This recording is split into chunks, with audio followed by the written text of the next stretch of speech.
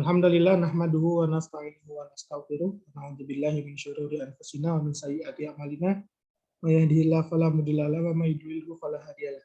Asyhadu an la ilaha illallah wahdahu la syarikalah wa asyhadu anna Muhammadan abduhu wa rasuluhu la nabiyya ba'dah. Alhamdulillah adik-adik, pada siang hari ini kita akan mengadakan praktikum biokimia mengenai faktor-faktor yang mempengaruhi kerja enzim ya. Jadi praktikum ini biasanya kita lakukan di laboratorium, tetapi karena kondisi masih COVID, ya masih pandemi, kita lakukan secara daring. Ini sudah kali kedua kita lakukan secara daring. Nah, jadi enzim itu adalah merupakan molekul yang berfungsi sebagai katalis. Jadi dia itu adalah untuk mempercepat terjadinya suatu reaksi, tapi tanpa dia ikut bereaksi atau ikut habis dalam bereaksi. Jadi enzim ini cuma mempercepat saja, ya. Jadi dia tidak ikut dalam bereaksi, dia cuma memperpendek atau dia memangkas energi aktivasi suatu reaksi saja. Tanpa adanya enzim, maka reaksi itu biasanya membutuhkan energi yang tinggi. Misalkan reaksi pembakaran glukosa, ya. Nah, reaksi pembakaran glukosa itu kalau dia dengan kondisi biasa tanpa adanya enzim di lingkungan biasa akan dibutuhkan waktu yang sangat lama. Ya, kalian biarkan gula pasir, sukrosa di atas meja, maka dia akan mencair sangat lama, ya, baru dia akan terurai. Nah, sedangkan kalau kita memerlukan tenaga, ya kita memerlukan air panas ya dengan suhu beberapa derajat seperti 60 atau 70 derajat, maka dia akan mencair, gulanya itu akan terurai ya menjadi gula-gula sederhana. Sukrosa akan dipecah menjadi glukosa dan fruktosa. Nah, dengan adanya enzim, kita tidak memerlukan waktu yang lama untuk memulai suatu reaksi kimia, dan juga tidak membutuhkan energi yang besar atau panas yang tinggi. Ya, jadi cukup terjadi di dalam suhu tubuh 37 derajat Celcius. Dengan adanya enzim, maka dia akan memperpendek suatu reaksi, maka enzim tersebut akan melakukan reaksi kimia tanpa memerlukan waktu yang lama ataupun memerlukan energi yang tinggi. Ya. Nah, ini adalah enzim restriksi endonuklease, yaitu sejenis enzim yang memotong molekul DNA di lokasi tertentu. Nah, agar DNA itu terpotong, ya, itu kalau tidak ada enzim, dia akan memerlukan suhu yang sangat tinggi. Pada suhu 95 derajat saja, DNA itu belum terpotong-potong. Ya, DNA itu belum terpotong-potong pada suhu 95 derajat. Dia baru akan terdenaturasi. Jadi yang terpotong itu adalah ikatan antar massa nitrogennya saja. Ya, jadi DNA yang double helix akan menjadi single helix pada saat ini, ya, pemanasan suhu 95 derajat. Nah, kemudian dengan bantuan enzim endonuklease atau enzim restriksi ini, pemotongan molekul DNA pada lokasi tertentu itu bisa dimungkinkan tanpa memerlukan energi yang tinggi. Ya. Nah, enzim ini sendiri ditemukan oleh ahli kimia dari Prancis, namanya Anselme Payen, tahun 1833. Jadi dia itu adalah ahli kimia yang berasal dari Prancis. Dia menemukan enzim, ya, menemukan senyawa yang dia mempunyai sifat sebagai katalis, tapi tidak ikut bereaksi, dan dia itu bisa mempercepat terjadinya reaksi. Nah, enzim itu pada umumnya dia berupa protein. Jadi enzim itu umumnya hampir 99% itu protein. Namun terkadang ada juga RNA yang berfungsi sebagai enzim, tapi sangat sedikit sekali. Jadi umumnya enzim itu adalah suatu protein. Nah, enzim ini dia bertugas sebagai biokatalisator, mempercepat laju reaksi tanpa ikut bereaksi. Ya, jadi dia tidak akan menjadi produk enzim ini. Dia cuma mempercepat laju reaksi saja. Kemudian enzim ini akan mempercepat tercapainya energi aktivasi sebuah reaksi. Nah, biasanya energi aktivasi ini diperlukan usaha yang besar untuk mencapai energi aktivasi. Tapi dengan adanya enzim, itu akan dipercepat tercapainya energi aktivasi. Misalkan tadi untuk memutuskan DNA, diperlukan suhu lebih dari 100 derajat Celcius. untuk memutuskan DNA. Tetapi dengan enzim endonuklease, maka tidak perlu suhu yang tinggi sekali, ya. Nah, dia cukup dengan suhu biasa, ya. Enzim endonuklease itu pada suhu 37 derajat Celcius, dia akan mempercepat terpotongnya DNA sehingga menjadi potongan-potongan yang lebih kecil, ya. Nah, kemudian enzim ini merupakan suatu protein, jadi dia memiliki sama dengan sifat-sifat protein. Jadi protein itu disusun oleh asam amino, ya. Kemudian protein ini adalah hasil dari ekspresi genetik. Jadi protein itu tidak mungkin dia tidak ada gennya.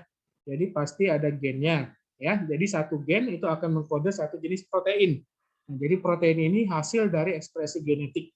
Nah, kemudian sesuai dengan sifat-sifat protein lainnya, enzim ini dia bersifat memiliki pH maksimum, ya, pH optimal, kemudian dia juga bisa terdenaturasi dengan penambahan garam, dengan penambahan suhu, maka dia akan terjadi bentuk denaturasi. Nah, kemudian enzim ini juga bersifat khusus, ya. Enzim ini menjalankan fungsi sebagai katalis dalam suatu reaksi biokimia. Jadi dia bisa membantu agar reaksi itu berlangsung dengan cepat tanpa dia ikut menjadi produk akhir dari suatu reaksi. Nah, kemudian enzim ini ada yang bisa bekerja bolak-balik. Jadi reverse, bolak-balik enzimnya bekerja. Jadi misalkan enzim yang mengubah glukosa menjadi glukosa 6-fosfat, ya, kemudian glukosa 6-fosfat bisa diubah lagi menjadi glukosa. Nah, itu bekerja bolak-balik, tapi ada juga enzim yang tidak bekerja bolak-balik, bekerja cuma satu arah saja. Nah, sifat-sifat enzim ini sangat spesifik dibandingkan dengan katalis lain. Kalau katalis lain itu, dia suatu reaksi itu bisa berbagai macam reaksi, katalis itu. Ya, katalis berupa logam atau ion, ya, atau zat kimia. Dengan beberapa reaksi, dia bisa menjalankannya. Nah, tetapi untuk enzim, dia spesifik. Dia merupakan katalis dari reaksi tertentu saja. Ya, misalkan reaksi enzim ATP sintase.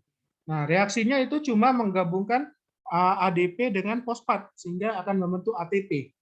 Dia tidak bisa melakukan reaksi yang lain. Jadi reaksi sangat spesifik. Jadi substratnya spesifik, ya. Kemudian produk yang dihasilkan juga spesifik. Jadi satu enzim dikhususkan untuk satu zat reaktan saja dan substratnya juga seperti itu, ya.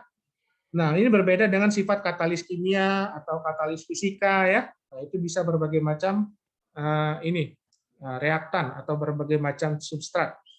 Nah, enzim ini menurunkan energi aktivasi yang dibutuhkan untuk memulai reaksi. Ya, jadi dia akan mempercepat tercapainya energi aktivasi sehingga reaksi itu segera bisa dimulai. Nah, enzim ini mempunyai bagian-bagian, salah satunya adalah situs aktif. Jadi dari enzim itu ada bagian yang mengikat substrat, ada yang menahannya, sehingga pemutusan atau pembentukan ikatan kimia itu berlangsung lebih mudah. Nah, enzim ini namanya tempat untuk mengikat substrat, menahannya, sehingga terjadi proses pemutusan dan pembentukan ikatan kimia yang baru, itu namanya active site. Ya. Nah, active site dari enzim ini, dia memiliki ukuran, bentuk, dan kondisi kimia yang tertentu, yang disebabkan oleh susunan dan interaksi asam amino yang tertentu. Nah, jadi enzim ini bisa berupa berupa protein yang besar, tetapi active site-nya hanya tempat-tempat spesifik saja. Jadi tidak semua bagian enzim itu adalah suatu active site. Ada susunan atau interaksi asam amino tertentu yang menyebabkan enzim ini bisa mempunyai suatu kemampuan untuk menahan, memutuskan, dan membentuk ikatan kimia yang baru. Ya. Nah, sisi active site ini sangat sensitif terhadap perubahan lingkungan. Jadi misalkan bertambahnya pH atau meningkat atau menurunnya suhu, ya, ini akan mempengaruhi aktivitas site enzim dan fungsi enzim. Ya, misalkan kita dalam proses PCR, polymerase chain reaction, ya, kita menggunakan enzim RNA polimerase yang berasal dari TEC, Thermoaquatus, bakteri Thermoaquatus, ya. Nah, dia mempunyai suhu optimal untuk bekerja adalah 72 derajat, sehingga dia bisa memperpanjang ikatan antara nukleotida terikat melalui ikatan fosfodiester sehingga menghasilkan rangkaian DNA yang panjang, ya. Nah, dengan perubahan suhu sedikit saja, turun dari 70 derajat atau naik jadi 78 derajat seperti itu, maka dia akan kehilangan kemampuannya ya untuk menjalankan fungsinya sebagai enzim. Nah, ini enzim. Enzim ini bentuknya seperti ini ya. Jadi suatu protein yang dia merupakan protein dalam bentuk, biasanya dia dalam bentuk ini ya, dalam bentuk kuartener atau tersier ya, bisa tersier bisa kuartener. Nah, dia ini merupakan suatu protein yang besar ya. Nah, enzim ini secara keseluruhan disebut dengan holoenzim ya. Nah, holoenzim ini dibentuk oleh adanya apoenzim ya, apoenzim dan kemudian adanya koenzim. Nah, apoenzim dan koenzim ini merupakan suatu bagian yang sangat penting ya, yang dia tanpa ada koenzimnya, apoenzim ini tidak akan berfungsi dengan baik. Nah, kemudian selain ada bagian koenzim dan apoenzim, ada juga tempat yang bisa ditempeli oleh kofaktor ya. Nah, kofaktor ini adalah bahan-bahan khusus yang bisa dia meningkatkan kinerja dari enzim. Nah, enzim ini tadi mempunyai tempat katalitik atau active site ya. Jadi bagian dari enzim itu yang mempunyai active site, dan inilah tempat di mana enzim itu bisa memutuskan ikatan kimia, menyambungkan, menahan, dan lain-lain ya, sehingga dia bisa menjalankan fungsinya sebagai katalisator ya. Nah, yang disebut dengan holoenzim itu adalah kesatuan apoenzim ditambah koenzim, yaitu adalah holoenzim ya. Nah, kemudian apabila dia mengikat suatu substrat di tempat katalitiknya ini, maka dia akan menghasilkan suatu produk yang baru ya. Nah, kalau koenzim tadi merupakan suatu zat yang bekerja sama dengan enzim dan dapat membantu juga memulai kerja enzim sesuai dengan fungsinya. Sehingga dapat dikatakan bahwa tanpa adanya enzim, maka koenzim tidak bisa berfungsi mandiri ya. Jadi koenzim ini cuma pembantu saja. Sedangkan yang menjalankan fungsi yang sebenarnya itu adalah ini ya, adalah apoenzim itu. Tapi dengan tanpa adanya koenzim, apoenzim itu juga tidak akan bekerja ya. Nah, asal koenzim ini biasanya adalah turunan dari kompleks vitamin B, di mana kompleks vitamin ini dia akan membantu kinerja suatu apoenzim ya. Misalkan enzim-enzim yang bekerja dalam metabolisme glukosa ya, ini banyak menggunakan koenzim yang berasal dari kompleks vitamin B ya. Kemudian vitamin C seperti asam askorbat ya, ini juga merupakan koenzim yang terlibat di dalam proses hidroksilasi ya, asam aminolisin dan prolin pada kolagen. Jadi proses penambahan gugus hidroksil pada asam aminolisin dan prolin pada pembentukan kolagen membutuhkan koenzim berupa asam askorbat. Kemudian vitamin K juga bisa menjadi suatu koenzim, di mana pada saat karboksilasi, yaitu penambahan atom karbon, ada rantai samping residu glutamat, sehingga vitamin K ini dia bisa mempercepat pembentukan atau membantu pembentukan faktor pembekuan darah. Nah, itulah sebabnya kekurangan vitamin K itu bisa menyebabkan gangguan faktor pembekuan darah. Ya, jadi vitamin K ini adalah koenzim yang penting untuk pembentukan faktor pembekuan darah. Dia digunakan untuk reaksi karboksilasi rantai samping dari residu glutamat. Nah, kemudian ada yang namanya gugus prostetik. Jadi gugus prostetik itu adalah koenzim ya. Dia tuh koenzim tadi ini adalah gugus prostetik, dia terikat dengan sangat erat, bahkan mungkin ikatannya kovalen ya. Nah, sehingga ikatan antara koenzim dengan apoenzim itu tidak terpisahkan lagi. Makanya ini disebut dengan suatu gugus prostetik. Jadi sudah sepaket ya. Dia sangat kuat dan tidak bisa dipisahkan dengan ikatan yang biasa. Nah, jadi ini sudah terikat dengan kuat hasil interaksi struktur kimianya. Contohnya adalah FAD dan gugus Heme. Nah, jadi FAD ini merupakan ini ya apoenzim, sedangkan gugus Heme itu adalah koenzimnya. Dia terikat sangat kuat dan tidak bisa dipisahkan dengan cara pengendapan atau dialisis. Nah, kemudian kofaktor itu adalah bagian non protein, dia itu membantu aktivator ya, mengaktifkan enzim itu agar dia bisa bekerja dengan baik ya. Nah, kofaktor ini biasanya berupa ion logam bermuatan positif ya, seperti ion kalsium ya, ion kalium. Nah, ini dapat bersifat sebagai kofaktor. dan dia dapat mengaktifkan enzim dan molekul organik. Misalkan enzim-enzim DNase ya, itu diaktifkan oleh kofaktor yang berupa kalsium, ya, ion kalsium. Nah, makanya kita perlu melakukan penambahan agen-agen kelating untuk dia mengikat ion kalsium sehingga RNase atau DNase itu tidak bisa bekerja pada saat proses ekstraksi DNA, ya. Nah, kemudian logam, ini dapat berinteraksi dengan enzim, dia dapat berikatan langsung dengan apoenzim atau juga tidak terikat langsung, ya, dengan apoenzim. Nah, tetapi ada juga yang menjadi sebuah gugus prostetik dari enzim. Nah, enzim-enzim ini dapat diaktifkan oleh logam-logam seperti kalsium, ya. Ada enzim-enzim faktor penggumpalan, ikatannya longgar, ya. Ada juga enzim logam kobal, ini pada enzim dipeptidase dengan ikatan metaloenzim. Nah, jadi logam ini berikatan dengan kuat dengan enzim, yang namanya metaloenzim, terikat langsung dengan apoenzimnya, ya. Kemudian ada ion tembaga pada berbagai macam enzim oksidase, ya, ini sifatnya juga metaloenzim. Kemudian magnesium dengan fosfatase kinase ikatannya longgar. Nah, jadi logam ini berperan, ya, karena dia dapat mengaktifkan kinerja enzim. Jadi aktif site-nya dapat bekerja dengan baik apabila dia terdapat bantuan yang namanya kofaktor, ya. Kofaktor itu adalah ion-ion logam. Nah, kemudian enzim-enzim itu kadang dia dikeluarkan, diproduksi dalam bentuk proenzim atau zimogen. Nah, contohnya enzim-enzim pencernaan, ya, enzim-enzim protease. Nah, itu dia dikeluarkan dalam bentuk inaktif. Nah, jadi inilah bentuk inaktif ini yang disebut dengan proenzim. Jadi dia dibuat disintesis dalam bentuk proenzim. Nah, dia akan diaktifkan apabila dia sudah sampai pada tempatnya yang harus dia bekerja, ya. Misalkan enzim pepsinogen, ya. Pepsinogen itu adalah bentuk proenzim. Nah, dia akan diaktifkan oleh HCl, ya, asam klorida di dalam lambung. Nah, sehingga dia akan menjadi pepsin yang bisa dia mencerna protein di dalam lambung, ya. Tanpa adanya HCl, ya, dia tidak akan aktif. Nah, kalau dia sudah aktif, pepsinogen ini menjadi pepsin. Pepsin ini bisa mengaktifkan pepsinogen.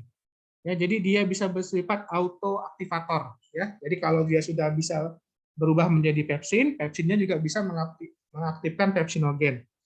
Nah, ini dia akan ini sintesis dalam bentuk proenzim. Nah, di sini dia ada ininya, ada proses di mana dia diproduksi, ya, dalam bentuk proenzim, dalam bentuk enzim yang lebih panjang, tetapi dia tidak aktif.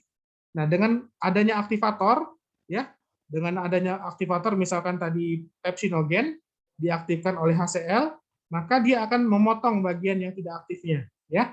Nah, sehingga dia akan ada potongan peptida kecil dan sisi aktif enzimnya. Nah, ini terjadi yang namanya autokatalisasi, ya.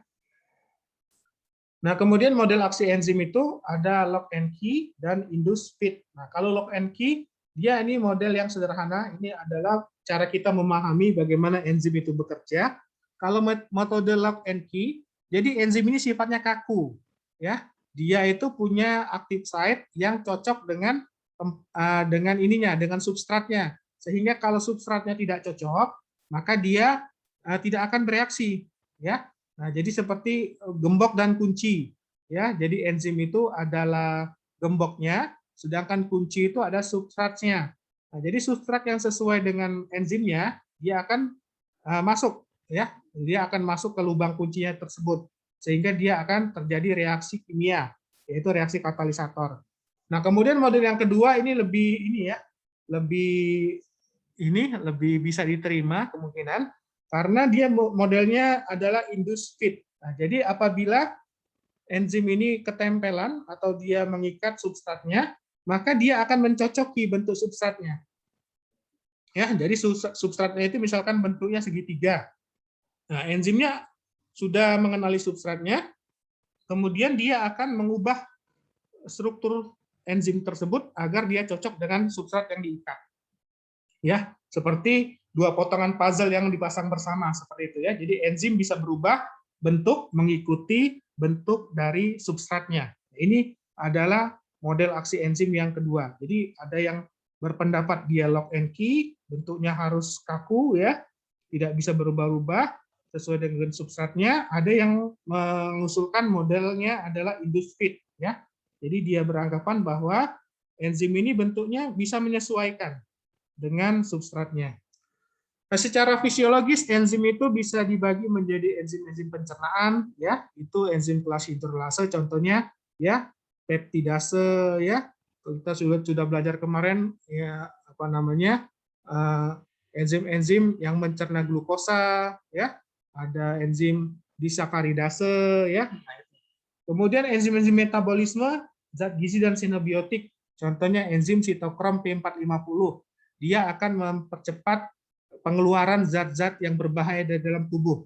Ya, jadi dia akan meningkatkan kelarutan suatu zat yang dia tidak larut. Kemudian dia akan menambahkan gugus-gugus yang lebih larut, ya, gugus hidroksil misalkan, sehingga zat itu akan cepat dikeluarkan dari tubuh kita. Kemudian enzim-enzim pernapasan yang menghasilkan ATP, ya, contohnya enzim ATP sintase tadi. Nah, ini adalah enzim yang menghasilkan ATP terdapat di membran mitokondria, ya, membran bagian dalam mitokondria. Kemudian enzim yang bersifat lokomosi biasanya bersifat ATPase. Nah, jadi enzim ini menggunakan ATP sebagai substratnya, kemudian dihasilkan produk berupa energi dan ADP plus fosfat yang bebas, ya. Ini untuk pergerakan, misalkan aktin dan miosin bergerak ini menggunakan ATP. Kemudian enzim yang bersifat gradien, dia itu memompa natrium. Misalkan natrium itu kan dia itu banyak di ekstraseluler, kemudian sedikit di intraseluler. Nah, dia akan ada enzim yang sifatnya pompa yang melawan gradiensi. Ya, jadi natrium itu dipaksa keluar, walaupun konsentrasi natrium itu di luar lebih besar daripada di dalam sel. Kemudian ada enzim-enzim yang berperan di dalam sel-sel saraf, contohnya asetilkolin esterase. Nah, jadi enzim ini adalah enzim yang mencerna asetilkolin, ya, sehingga dia akan habis asetilkolinnya, akan dicerna, ya, karena asetilkolin ini akan berikatan dengan reseptor asetilkolin, ya, reseptor adrenergik atau kolinergik, ya.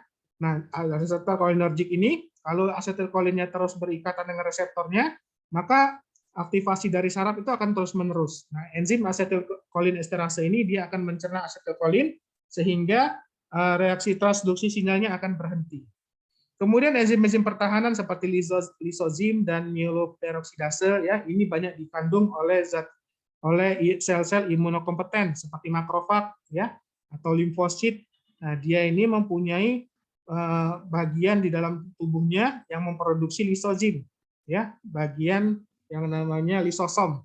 Nah, lisosom itu adalah organel sel yang mempunyai enzim-enzim pencernaan yang dia bisa mencerna protein-protein asing atau benda-benda asing. Kemudian ada enzim yang berperan di bidang homeostasis, contohnya anhidrase karbonat.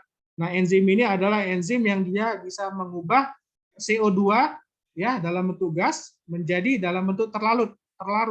Jadi CO2 itu akan diubah menjadi bikarbonat, ya, H2CO3-. Nah, dia akan menjadi bentuk terlarut sehingga CO2 itu diedarkan di dalam tubuh kita bukan dalam bentuk gas. Ya, kalau diedarkan dalam bentuk gas, tentu volume pembuluh darah itu akan sangat besar. Karena gas itu kan kerapatan atau kepadatan molekulnya itu rendah, sehingga membutuhkan volume yang besar. Nah, makanya di dalam tubuh kita ada enzim anhidrase karbonat, sehingga karbon dioksida hasil dari metabolisme sel itu akan diubah menjadi bentuk terlarut, yaitu dalam bentuk bikarbonat. Kemudian ada juga enzim yang berperan dalam bidang reproduksi, contohnya akrosom dan hyaluronidase, ya. Nah, ini adalah enzim-enzim yang berada di sperma yang dia akan membuka jalan untuk menuju ovum, ya. Kemudian ada yang bersifat morfogenesis, contohnya enzim lisosom pada kerja osteoklas dan osteoblast. Nah, enzim ini dia mengaktifkan kerja osteoklas, ya, sehingga dia akan merombak simpanan kalsium dan fosfat di dalam tulang. Kemudian ada yang berperan dalam proses hemostasis, yaitu penggumpalan darah dan fibrinolisis. Ya, tadi contohnya yang tergantung dengan vitamin K tadi dalam pembentukan faktor pembekuan darah. Kemudian transduksi sinyal, contohnya adenyl siklase. Nah, adenyl siklase ini dia berfungsi untuk mengubah siklik AMP ya, menjadi adenosin AMP menjadi siklik AMP. Nah, ini akan menyebabkan terjadinya transduksi sinyal, yaitu menyampaikan pesan dari reseptor ya ke intrasel. Kemudian ada enzim-enzim yang berperan dalam misalkan mengatur tekanan darah, contohnya enzim angiotensin converting enzyme. Dia akan mengubah angiotensin 1 ya, protein angiotensin 1 menjadi protein angiotensin 2 ya, sehingga dia akan mengaktifkan peningkatan tekanan darah. Nah, kemudian ini beberapa faktor yang mempengaruhi kecepatan kerja suatu enzim. Jadi enzim itu dipengaruhi kerjanya oleh konsentrasi enzim. Ya, semakin tinggi konsentrasinya, maka akan semakin cepat dia bereaksi. Kemudian konsentrasi substrat, dia semakin tinggi konsentrasi substrat akan semakin cepat dia bereaksi, semakin lama semakin cepat. Kemudian apabila sudah mencapai titik jenuh, di mana substrat dengan enzim sudah saling berikatan semua, penambahan substrat ini tidak akan dia mempercepat lagi suatu radioreaksi karena enzimnya sudah jenuh bekerjanya. Kemudian suhu, karena sifat enzim itu adalah protein, perubahan suhu dapat menyebabkan terjadinya denaturasi pada protein dan juga akan menyebabkan terjadi denaturasi pada enzim. Maka dia bisa menyebabkan enzim itu terpengaruh kinerjanya, bisa berubah kinerjanya atau dia malah kinerjanya hilang sama sekali. Ya. Kemudian konsentrasi ion hidrogen atau pH ini sama seperti suhu, dia juga mempengaruhi kecepatan kerja suatu enzim karena enzim itu adalah protein dan mempunyai pH optimal untuk dia bekerja. Perubahan pH atau keasaman itu akan mempengaruhi interaksi antar asam amino di dalam enzim, ya. Dia akan berubah interaksinya sehingga dia akan terdenaturasi juga. Kemudian adanya inhibitor, ya, baik itu bersifat kompetitif atau non kompetitif, ini juga mempengaruhi kecepatan kinerja suatu enzim. Nah, kemudian konsentrasi enzim tadi sudah dijelaskan bahwa dia akan meningkat kalau dia konsentrasi yang meningkat, tetapi apabila substrat sudah diikat semua, maka dia tidak akan terjadi penambahan kecepatan reaksi karena enzimnya sudah mengikat semua substrat, ya. Penambahan enzim itu tidak akan mempercepat laju reaksi, ya. Kemudian kalau konsentrasi substrat sama seperti enzim, ya, kalau penambahan enzim, kalau dia substratnya sudah terikat semua dengan enzim, penambahan substrat itu tidak akan menyebabkan perubahan signifikan pada laju reaksi karena enzimnya sudah jenuh bekerja. Nah, ini adalah kurva yang menggambarkan bahwa pada konsentrasi substrat yang sangat rendah, kecepatan reaksi berbanding lurus dengan konsentrasi substrat. Nah, jadi pada konsentrasi substrat yang rendah sedikit, enzimnya banyak, ya, maka penambahan substrat itu akan mempercepat laju reaksi. Nah, tetapi apabila semua enzim itu sudah jenuh mengikat substrat, mau ditambah sebagaimanapun substratnya, konsentrasinya, dia tidak akan menyebabkan peningkatan laju reaksi. Laju reaksinya makin lama dia akan makin landai, sama ya dengan titik jenuhnya. Nah, ini karena semua enzim itu sudah mengikat substrat. Kemudian suhu, ya, suhu mempengaruhi kinerja enzim karena enzim itu memiliki suhu optimal dan pada suhu tersebut dia bekerja dengan sangat baik. Nah, apabila dia sudah mencapai suhu optimal, ya, maka enzim itu dengan peningkatan suhu, ya, atau penurunan suhu yang ekstrim, nah, dia akan menyebabkan enzim terdenaturasi. Apabila suhu itu terus dinaikkan sampai mencapai suhu yang tinggi, enzim itu bisa hancur, ya, dia akan terdenaturasi, kemudian akan terputus ikatan antar asam aminonya. Jadi ikatan peptidanya bisa putus, enzim itu bisa terdegradasi, ya.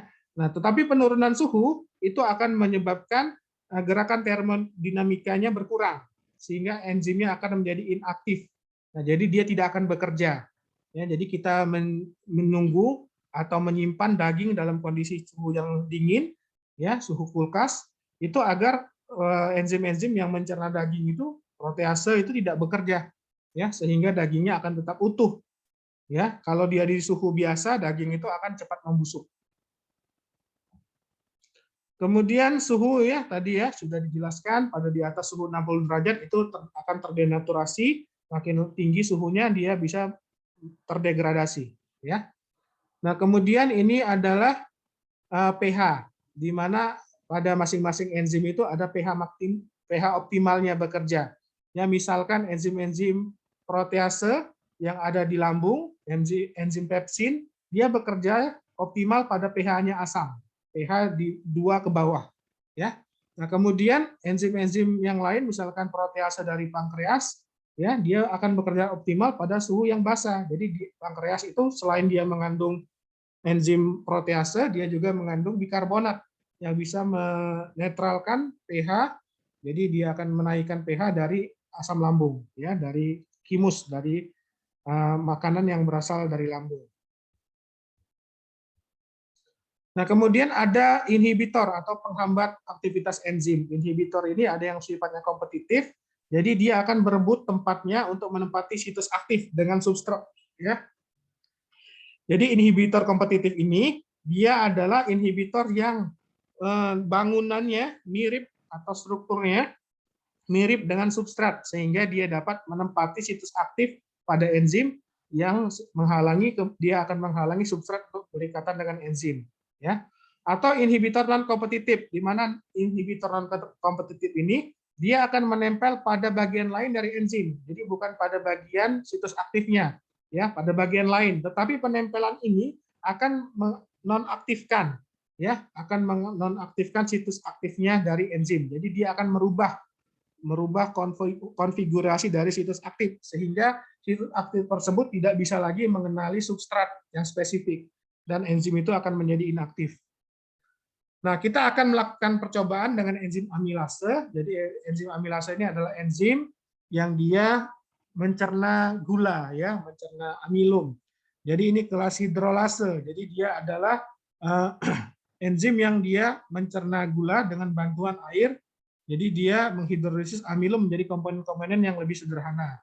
Ya, enzim amilase ini dihasilkan oleh kelenjar ludah.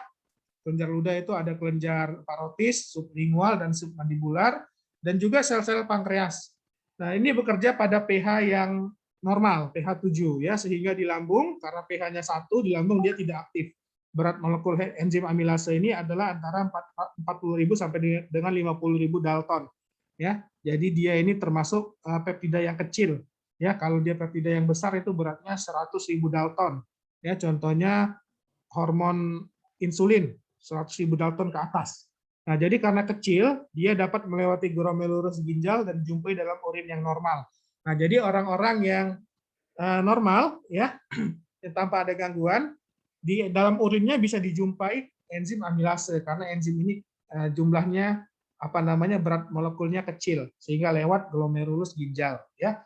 Nah, pada saat terjadi peningkatan enzim amilase pada urin, itu mungkin terjadi peradangan pada pankreas atau pada kelenjar ludah, misalkan pada parotitis, ya, pada penyakit parotitis, peradangan pada kelenjar parotis, dan pankreatitis. Nah, di mana akan terjadi suatu nekrosis pada kelenjar-kelenjar tersebut, sehingga dia akan meningkatkan jumlah enzim amilase yang terdapat dalam darah dan kemudian akan dikeluarkan melalui urin.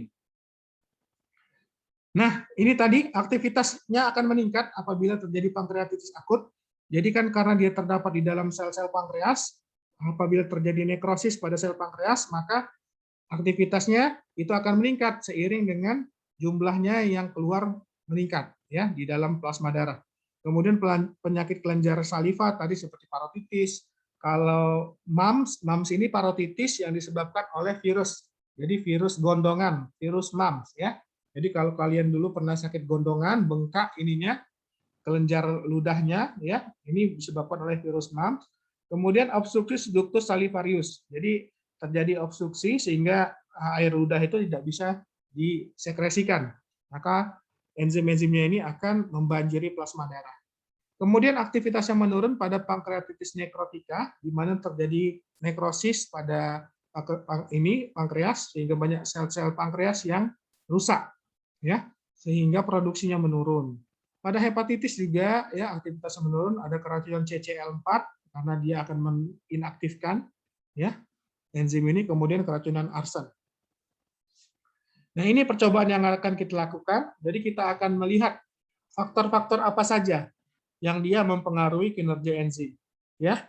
Nah, ini adalah prinsip kerja dari enzim amilase, di mana kita akan mencernakan amilum, yaitu ini gula dalam bentuk karbohidrat kompleks, ya.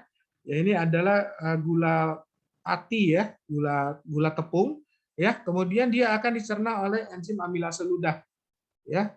Nah, kita akan menambahkan yodium di dalam amilumnya ini, sehingga kita akan melihat perubahan warna, ya. Yodium ini juga ini kita akan melihat karena dia akan berwarna menjadi biru tua, ya. Jadi waktu pencernaan pertama amilum dicerna oleh enzim amilase ludah, dia akan menjadi amilodextrin, dan amilodextrin ini bila bereaksi dengan yodium dia akan berwarna biru tua, ya. Nah, kemudian amilodextrin ini yang sudah bereaksi dengan yodium itu akan dipotong lebih lanjut, ya, akan didegradasi lebih lanjut oleh enzim petialin ini, ya, dia akan melanjutkan reaksinya sehingga akan berubah menjadi erythrodextrin. Jadi merah. Tahap kedua dia menjadi merah, ya. Jadi sudah dicerna sampai menjadi bentuk erythrodextrin, ya. Nah, kemudian pencernaan lebih lanjut daripada erythrodextrin ini akan menjadi acrodextrin. Dia tidak berwarna, ya. Kemudian acrodextrin akan menjadi maltosa, juga dia tidak berwarna.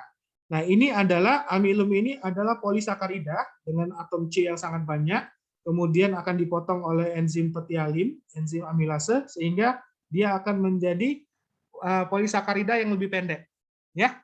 Kemudian polisakarida yang lebih pendek amilodextrin ini akan dipotong-potong lagi karbonnya, atom karbonnya menjadi oligosakarida dengan ini jumlah atom C antara 6 sampai 8 mungkin, ya. Nah, kemudian dipotong lagi karbonnya menjadi acrodextrin, ya. Ini akan menjadi disakarida dengan atom C-nya cuma 2, ya. Nah, kemudian ini menjadi maltosa, ya. Ini akan menjadi monosakarida, ya. Akan menjadi monosakarida, atom C-nya cuma ini 1, ya. Nah, kemudian maksudnya gulanya, ya, gulanya itu 1, ya. Kalau monosakarida bukan atom C-nya, ya. Ini juga gulanya itu antara 2 disakarida, 2 gula, bukan atom C, ya. Gulanya. Jadi ini polisakarida, banyak gula, kemudian ini oligosakarida, kemudian akan menjadi oligosakarida yang lebih pendek, kemudian menjadi disakarida dan monosakarida. Ini adalah bahan-bahan percobaannya. Kita memerlukan larutan amilum tadi sebagai bahan bakunya, substratnya, NaCl 1%, kemudian HCl 1%, larutan yodium encer, air liur, dan HgCl2. Ya. Nah, ini kalian harus cari ini. Apa ini maksudnya? NaCl itu apa? HCl apa? Yodium encer itu apa? Liur itu apa? HgCl2 itu apa? Ya, dicari ya jawabannya ya. Nah, prosedur praktikum yang pertama adalah kita menambahkan 1 ml NaCl 1% ditambah dengan 3 ml larutan amilum. Ya. Jadi diperhatikan ini komposisinya ini, ya. Nah, kemudian ditambahkan 3 tetes larutan yodium yang diinkubasi pada suhu 37 derajat Celcius selama 10 menit. Kemudian tambahkan 1 ml air liur. Ya, air liur tadi mengandung apa? Sesuai dengan teorinya tadi. Kemudian sudah dipanaskan sampai 37 derajat. Nah, ini keterangan-keterangan ini itu adalah menjadi clue, ya. Nah, jadi clue-nya tadi adalah enzim ini dipengaruhi oleh berbagai faktor, ya. Ada faktor suhu, ya, ada faktor konsentrasi enzim, konsentrasi substrat, seperti yang saya terangkan di belakang tadi. Nah, kalian harus menganalisa ini. Kira-kira dengan segini apa yang akan terjadi? Ya, apakah dia akan terdegradasi sempurna amilumnya? Kalau sempurna sampai dia tidak berwarna, berarti terjadi pemotongan polisakarida sampai menjadi monosakarida, ya, oleh enzim petialin atau amilase ludah. Ya, ini kalian harus perhatikan, kalian harus menganalisis ini. Ya, ini tugas kalian untuk dibuat di laporan. Kemudian prosedur percobaan yang kedua, 1 ml NaCl ditambah 3 ml amilum ditambah 3 tetes larutan yodium diinkubasi dengan suhu 37 derajat selama 10 menit, tambahkan 2 ml air liur.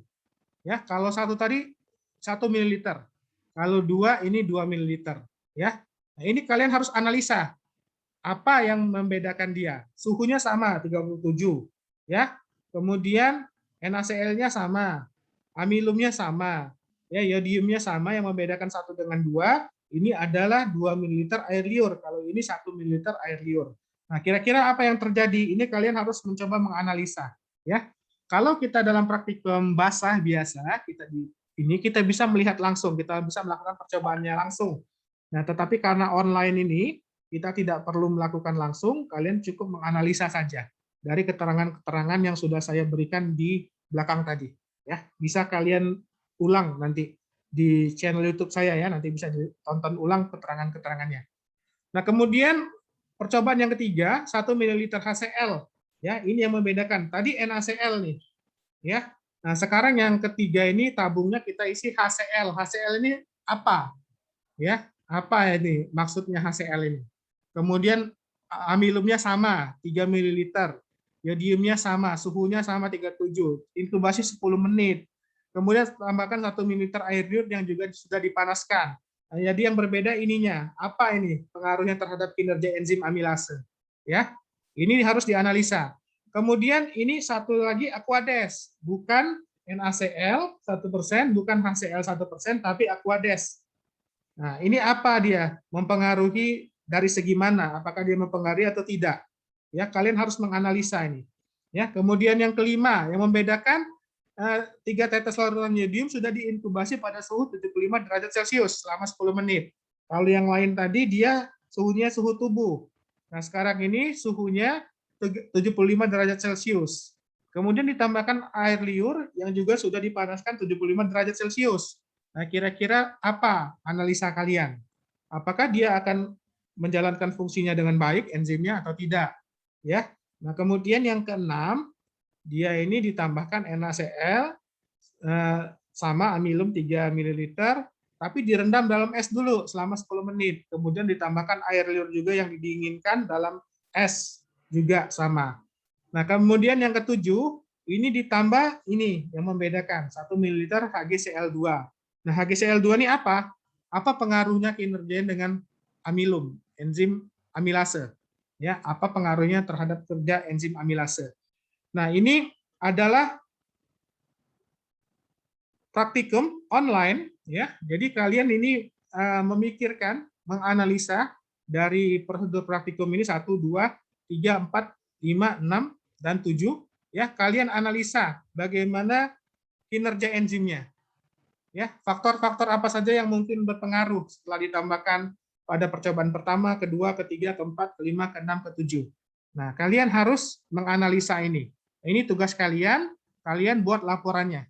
Ya, laporannya dikumpul dalam waktu 1 pekan. Jadi Rabu depan laporannya sudah dikumpul, ya, laporannya dikumpul, ditulis tangan, ya, kemudian dikumpul ke asisten dosennya, ya, ke kakak-kakak asisten dosennya. Oke, ada yang mau bertanya silakan.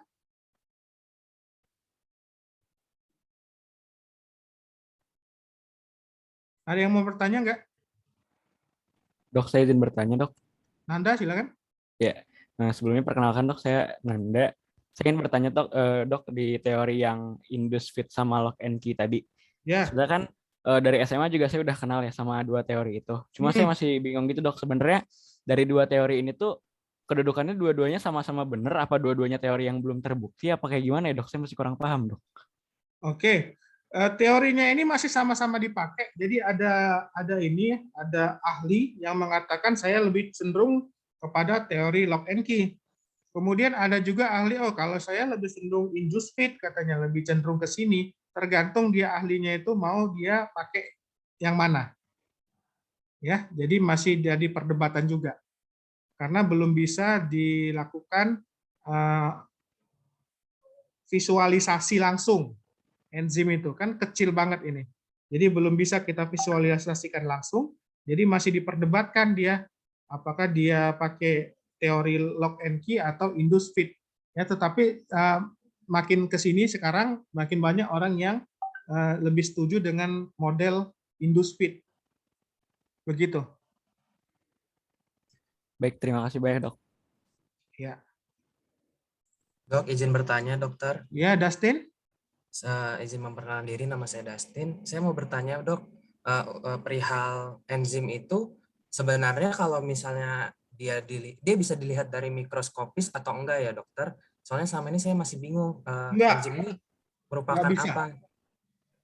Ya, jadi enzim ini bentuknya protein, ya. Nah, kalau kita mau melihat bentuk enzimnya itu belum bisa.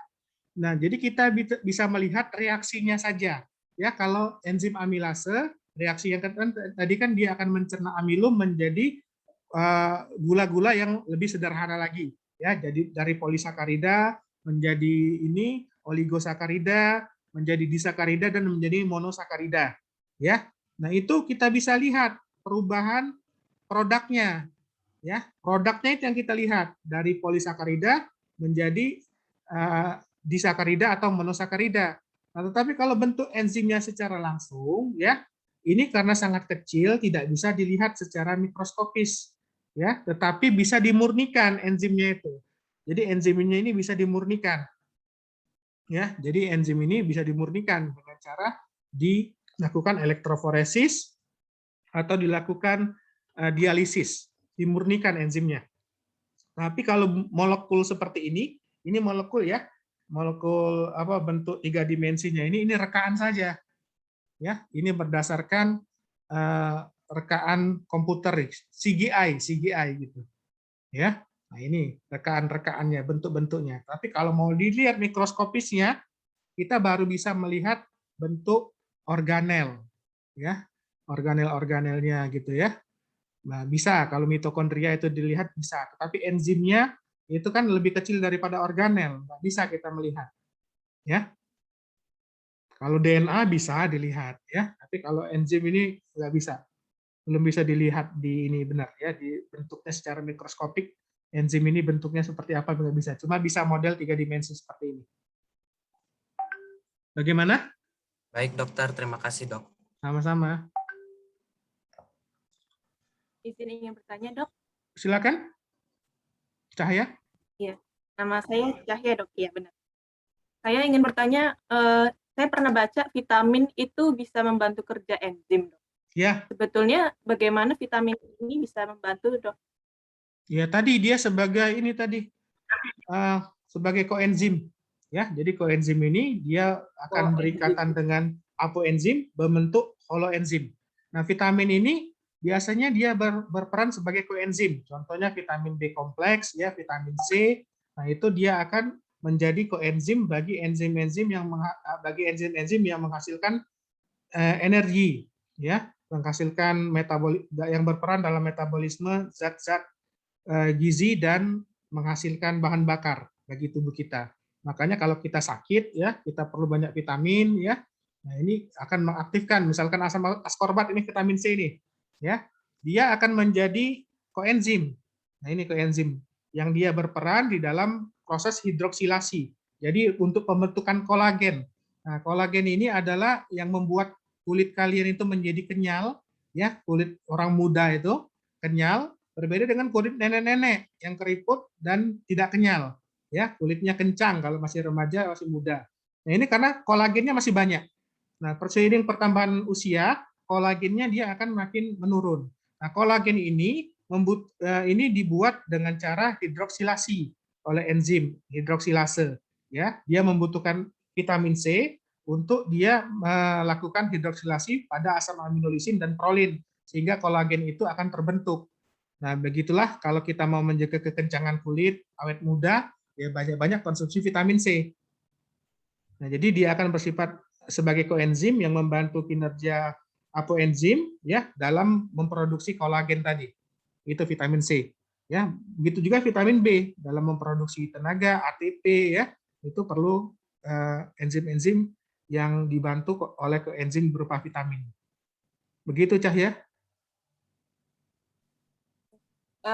Gini, dok, apakah semua vitamin itu adalah koenzim, dok?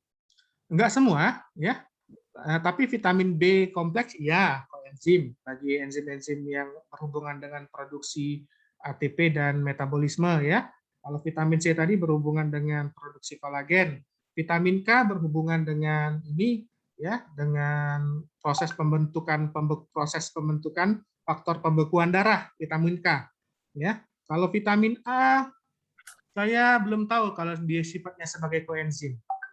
Nah, tetapi kalau vitamin D dia juga berfungsi sebagai hormon ya, sebagai hormon. Nah, yang ketahuan itu vitamin B, C dan vitamin K yang berperan sebagai koenzim. Kalau yang lain saya belum tahu. Baik, Dok. Terima kasih. Izin, Dok.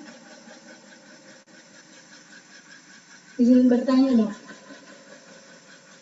Oke, silakan. Maaf, Dok, kalau boleh nggak? Kalau ya tadi kan Cahaya nanya apa aja enzim yang berpengaruh ya, Dok. Kebetulan kemarin saya juga pada pembahasan LBM tuh ada pertanyaan yang itu.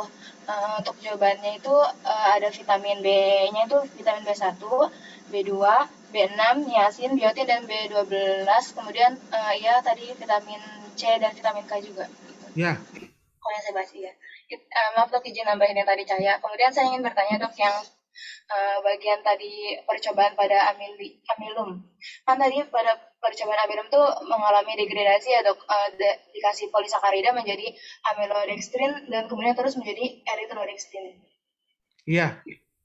Yaitu kalau misalkan yang dari amilum menjadi amilodextrin kan dia ada tambahan ketialin sama iodium ya, Dok ya. Ya. Makanya dia bisa melakukan degradasi. Tapi setelah itu ke erytrodextrin dan acrodextrin apakah ada enzim lain atau misalkan zat-zat lain yang berpengaruh mengalami degradasi itu? Terima kasih.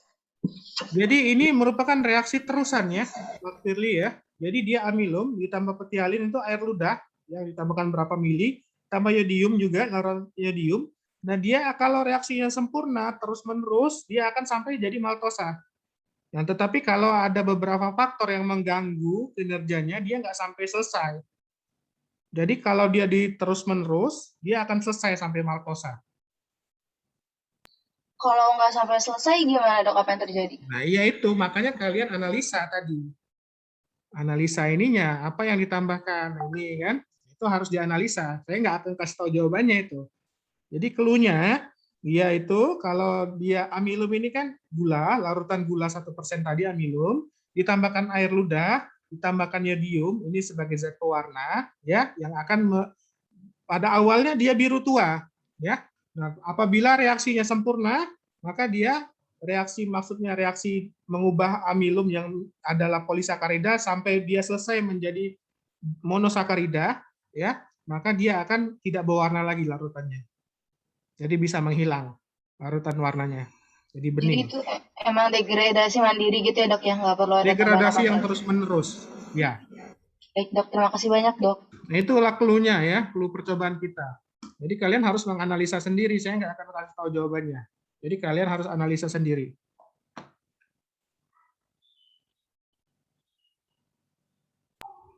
Izin bertanya, Dokter. Ya, Rachel. Baik, saya ingin bertanya, Dokter. Tadi kan enzim itu kan dia berikatan dengan substrat. Nah, kalau misalnya di enzim itu sudah berikatan dengan substrat, enzimnya itu udah nggak mau mengikat substrat yang lain itu, apakah ada sinyalnya dari enzim ataukah ada penandanya gitu, Dok, biar enzimnya udah nggak berikatan lagi dengan substrat yang lainnya. Terus kalau misalnya dia udah selesai berikatan dengan substrat, terus dia sudah melakukan reaksinya, apakah enzim itu bakal jadi rusak, terus enzimnya akan melakukan siklus untuk membuat enzim yang baru, atau enzim yang sudah dipakai tadi substratnya terus dibuang, terus dipakai lagi untuk melakukan reaksi dengan substrat lainnya gitu, Dokter. Terima kasih. Ya, jadi enzim itu dia sebagai katalis saja ya. Jadi dia tidak ikut bereaksi, cuma membantu reaksi agar cepat berlangsung. Dia menurunkan energi aktivasi. Jadi kalau dia sudah berikatan dengan substrat, maka dia akan mengubah substrat tadi menjadi produk. Kalau reaksi sudah selesai, sudah lepas, ya substratnya akan diubah menjadi produk, sudah selesai. Nah, kalau ada substrat yang baru, maka tempat katalitiknya akan mengikat substrat yang baru. Dia menjalankan reaksi kimianya, ya sebagai katalis, maka hasilkan produk, selesai lagi, ya. Nah, selama dia bentuk katalitiknya ini masih aktif, aktif site-nya ini masih aktif, dia akan terus menjalankan fungsinya sebagai enzim, sebagai katalisator. Tetapi kalau ada perubahan lingkungan, perubahan suhu, ya, perubahan pH, tempat aktifnya ini sudah tidak bisa menerima substrat lagi, maka dia tidak akan menjalankan reaksi sebagai katalis. Dia akan terhenti kerjanya. Ya, kemudian juga kalau misalkan ada kerusakan struktural, ya enzim itu kan ada umurnya juga, ya sama. Ya, kata Allah dalam Al-Qur'an tuh kulluha 'alaiha fan. Ya, setiap yang ada di bumi ini pasti akan mati, akan punah, akan sirna. Nah, begitu juga enzim, ada umurnya. Berapa lama enzim itu dia bisa bertahan. Nah, enzim-enzim yang sudah dia tidak terpakai lagi, nanti akan dirombak ya oleh sistem penghancuran protein yang ada di dalam sel atau di luar sel juga bisa. Ya, jadi ada sistem kalpain nanti ya, ada sistem yang namanya ubiquitin. Nah, itu yang akan merombak enzim-enzim ini sehingga dia akan diubah menjadi asam amino bebas lagi. Ya, yang bisa digunakan didaur ulang lagi. Kalau dia sudah benar-benar rusak, ya, dia akan dikeluarkan dari sel sebagai limbah atau sebagai bahan sisa yang tidak terpakai, akan dibuang sebagai hasil metabolisme sel. Begitu. Baik dokter, terima kasih banyak. Oke, mungkin cukup ya. Kita masih ada jadwal yang lain. Ya, ini sudah jam berapa ini?